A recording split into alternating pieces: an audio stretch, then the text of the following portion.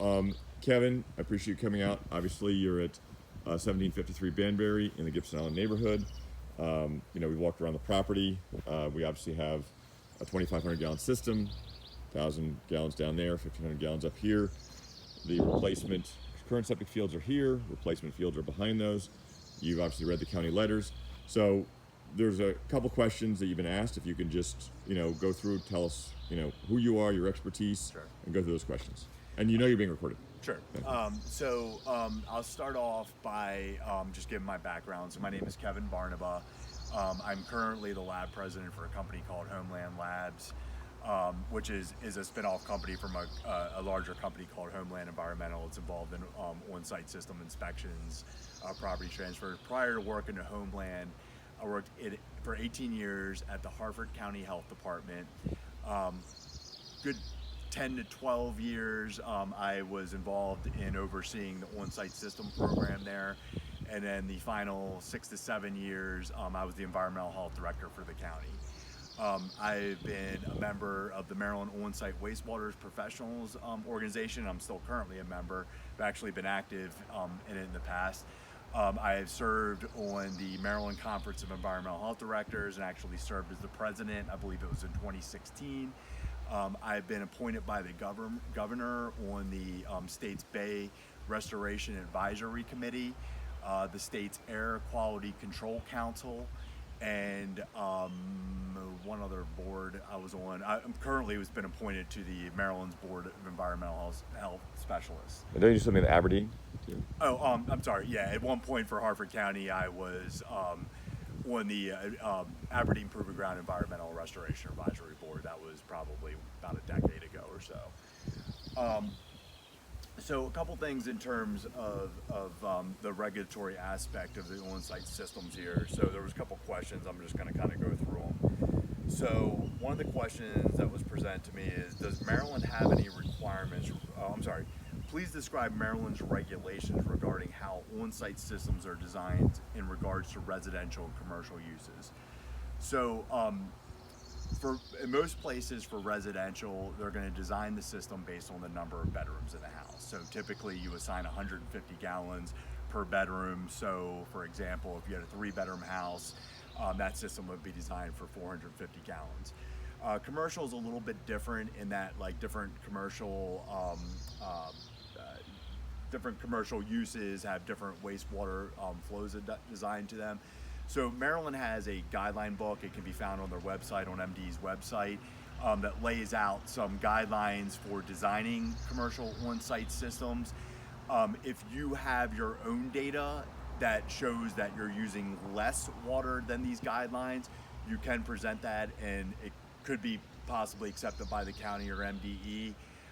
In those guidelines for a group home, they assign 100 gallons per bedroom. So if you had a group home, proposing a group home for 9 beds, 9 patients, that system would be designed for 900 gallons.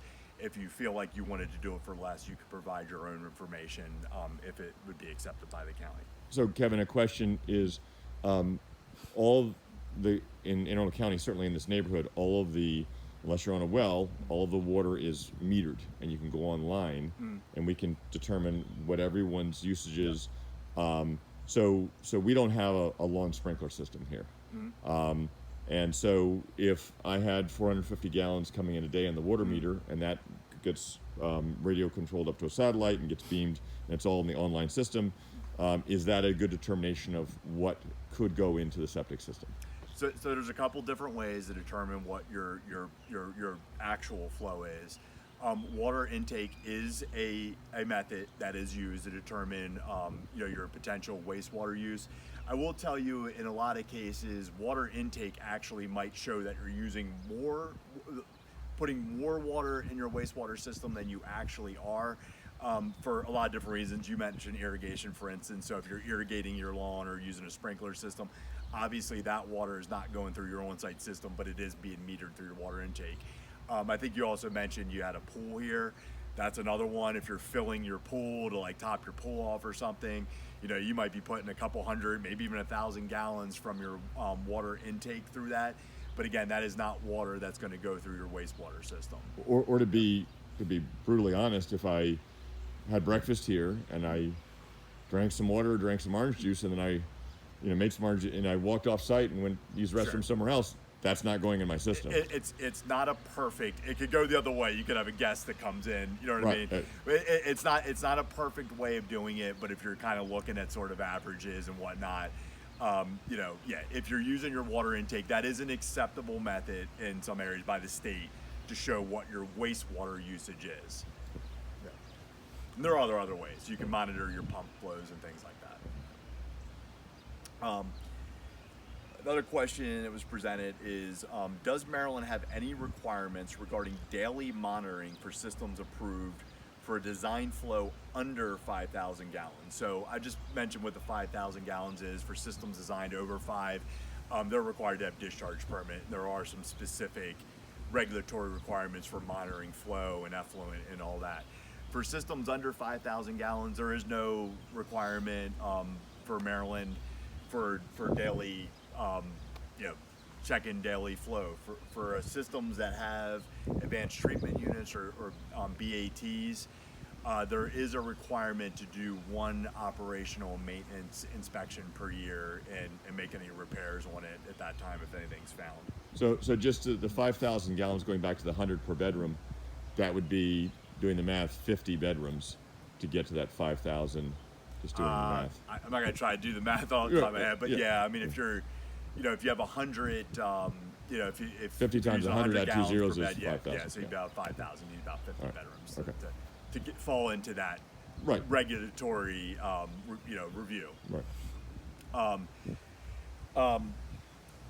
Are there any maintenance or inspection requirements for residential on-site systems with a design flow under 5,000 gallons? Like I just mentioned, if you have an advanced treatment unit or a BAT, and for the record, all BATs are ATUs, but not all ATUs are BATs. That's another conversation. There is a requirement that you have to do one operational maintenance inspection per year. If an on-site system is designed and shows no signs of malfunction, is there any reason why the system should be monitored for daily flow functionality, etc.? No, I mean the regulations don't stipulate that anything needs to be monitored daily if it's designed properly and functioning properly.